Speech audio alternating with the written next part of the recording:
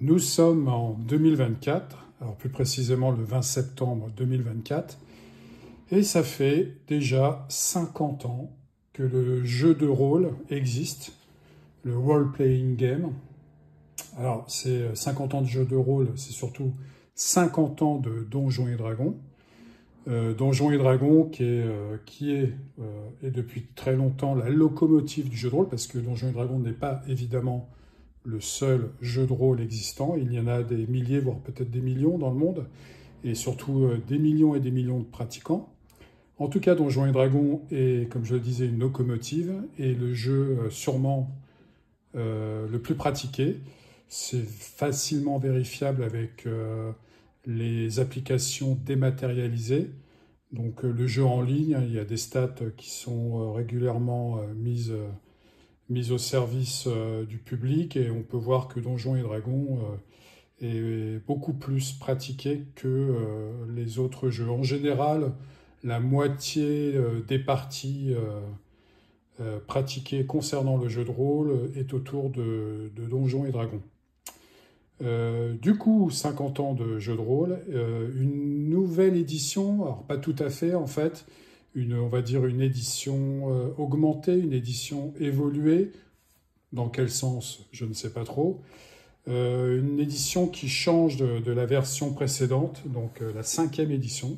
Donc on peut dire que c'est une édition, une 5.5 à peu près, peut-être une 5.1, 5.3, 5.9, je ne sais pas non plus.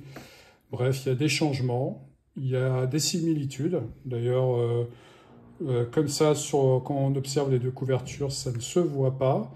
On remarque que l'édition, la 5e édition officielle, qui date d'il y a 10 ans, qui a été lancée en 2014, Donjons et Dragons, Dungeons and Dragons, c'était indiqué en petit, alors que là, pour la nouvelle édition, on voit, c'est presque le titre principal, mais Player's Handbook est toujours significatif. D'ailleurs, on dirait que c'est la même police et la même taille de police.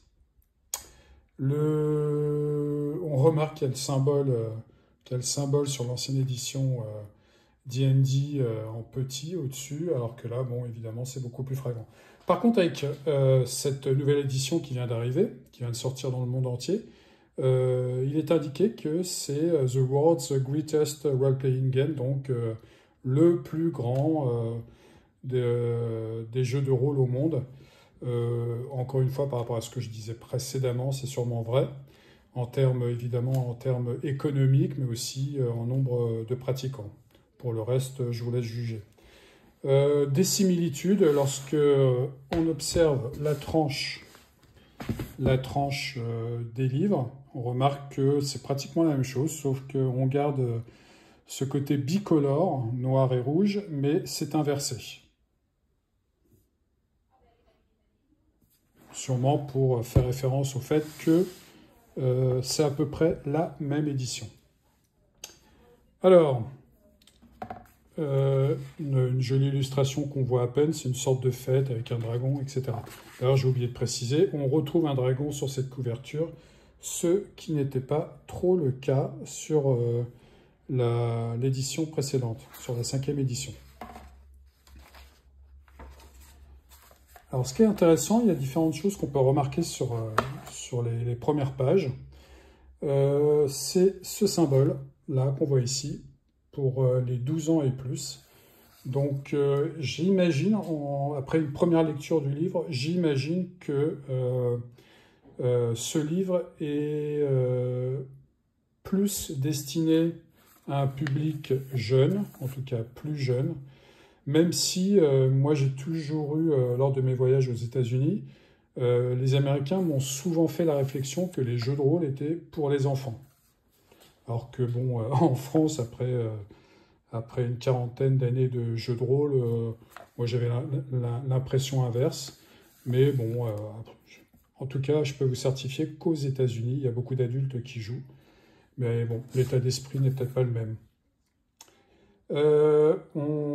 Des petits explicatifs sur et les couvertures, parce qu'il y a éventuellement une couverture alternative.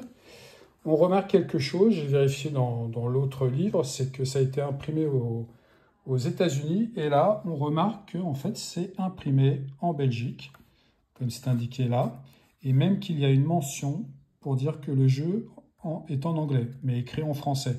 Alors sûrement peut-être pour le public canadien, québécois, ou autre, ou européen, je ne sais pas. Ça serait à vérifier si quelqu'un a des informations. En tout cas, c'est intéressant. Imprimé en Belgique, donc chez nos cousins, chez nos voisins d'à côté. On espère qu'il n'y a pas eu trop d'allers-retours États-Unis, Belgique, voire ailleurs, pour acheminer les livres. Donc là, on est sur la version anglaise, hein, bien sûr, américaine. On n'a pas encore la version française, je crois qu'elle est prévue en 2025, donc c'est localisé en France en 2025, et sûrement dans d'autres pays comme l'Allemagne et autres, et l'Italie et l'Espagne. Au niveau des crédits, il y a eu des changements. On ne voit pratiquement plus le nom de Mike Mills, qui était le lead designer de la version précédente, accompagné de Jeremy Crawford. Là, par contre, Jeremy Crawford est seul. Il y a une mention de Mike Mills qui est indiquée, voilà, basée sur le bouquin de 2014. Donc, ce livre-là est basé sur le bouquin de 2014.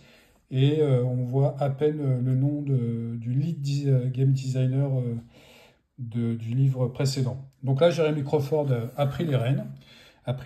Jeremy Crawford, que j'ai rencontré en 2016 à la Gen Con à Indianapolis, avec qui j'ai pas mal discuté. J'ai même présenté un de mes jeux, Dungeon Mini, donc un jeu hybride qui reprend évidemment pas mal de concepts et préceptes de Donjons et Dragons pour l'univers en tout cas, mais qui en plus permettait de jouer sur une tablette avec une figurine, etc. Mais je ne vais pas en parler là.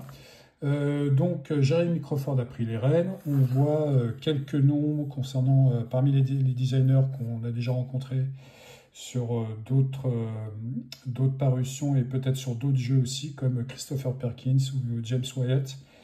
Donc voilà. Alors, quelque chose qui fait débat aujourd'hui,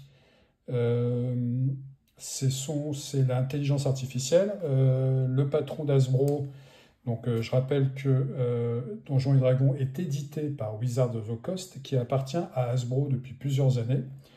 Et le patron d'Hasbro a fait comme beaucoup de patrons d'entreprises, de moyennes ou grandes entreprises, a dit qu'il allait utiliser l'intelligence artificielle dans les éléments sur lesquels il travaille, donc évidemment les jeux et les jouets.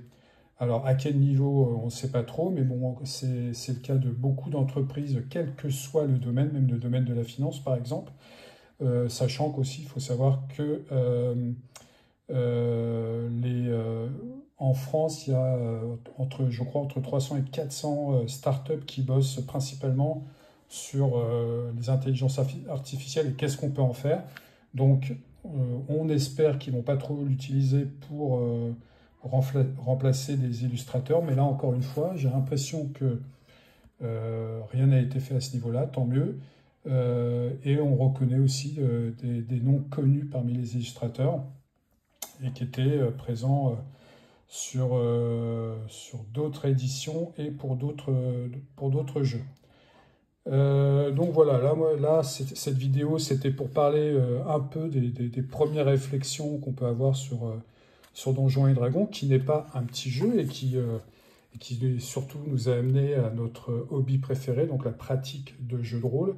Et encore une fois, il n'y a pas que Donjons et Dragons, mais Donjons et Dragons, et il est toujours de bon ton de préciser qu'il est là, qu'il existe, que c'est grâce à lui si nous sommes présents, et c'est grâce aussi à, et là il y a une référence flagrante à Gary Gygax et Dave Arneson qui, je le rappelle, en 1974 ont lancé Donjons et Dragons. Enfin, principalement Gary Gygax, hein, qui a créé à l'époque la société TSR, une maison d'édition, pour lancer Donjons et Dragons.